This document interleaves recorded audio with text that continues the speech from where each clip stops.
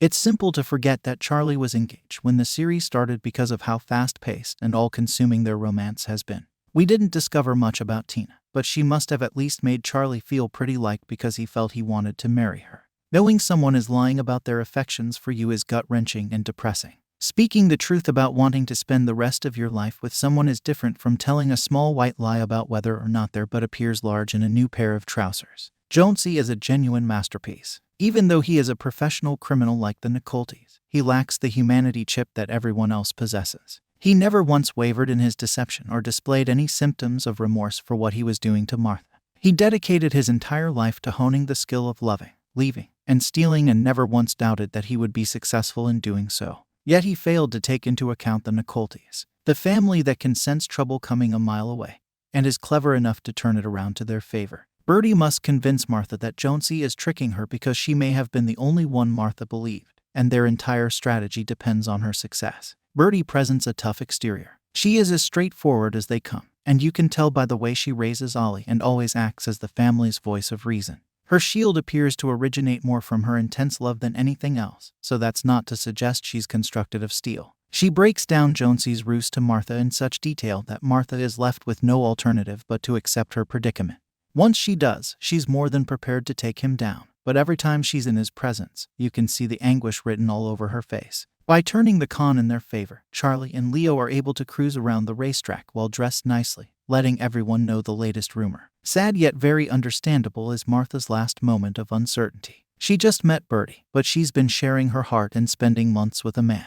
Going against your heart can be difficult, even when you have all the evidence in front of you. It's a cute little adventure that ranks as one of the series' best early episodes. The comparison between Charlie's previous relationship with Tina and his current one with Emma helps the con have a deeper significance. As long as Charlie and Emma's relationship continues to be positive, the show will continue to use extended montage scenes to depict their time spent getting to know one another's bodies and brains. Though Charlie, Emma, and their chemistry are the show's main draw, I appreciate the brief montages for what they are. They're amusing, brief moments of sex. And in this instance, they do a great job of conveying to viewers that the two's friendship is strengthening without detracting from the various other elements of a jam-packed hour. The con compels Charlie to examine his relationship more closely and consider whether or not his choice to keep something from Emma a secret was appropriate. His emotions are genuine, on the one hand. He isn't making that up. He is not Tina or Jonesy, who pose as someone's friend when their true intentions are to rob them.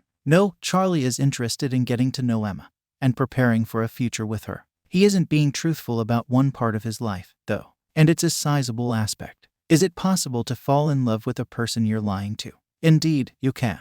Yet, if you don't let them see the real you, you're doing them a great disservice. As Charlie allows Emma to see the other side of his life, he is aware that the likelihood that she may leave him is high. Of course, he is unaware of the important information she is keeping hidden, but from his point of view, he must choose how much of himself he is ready to divulge. Charlie appears to be convinced after meeting the family and comes to the conclusion that Emma is the real deal. She blends in seamlessly with the Nicoltes, seducing Leo, chatting up Ollie, and even causing Birdie to smile. Emma is a strong, kind person, that much is true. In all of her interactions with Charlie and her family, you can tell that. It's not surprising that she blended in so well with the Nicoltes community because their vibe is irresistible. By the end of the hour, it encourages Charlie to act as though he is prepared to inform Emma that he does much more than just manage a family bar. It's unfortunate that he is abducted before having the chance to meet her once again. Who do you suppose might have abducted Charlie, then? Daphne is most likely the prime suspect, even if just because she is his current archenemy. She spends her hour trying, in her own way, to rebuild and relaunch the Maguire empire, and it's a method that has her on many people's radar.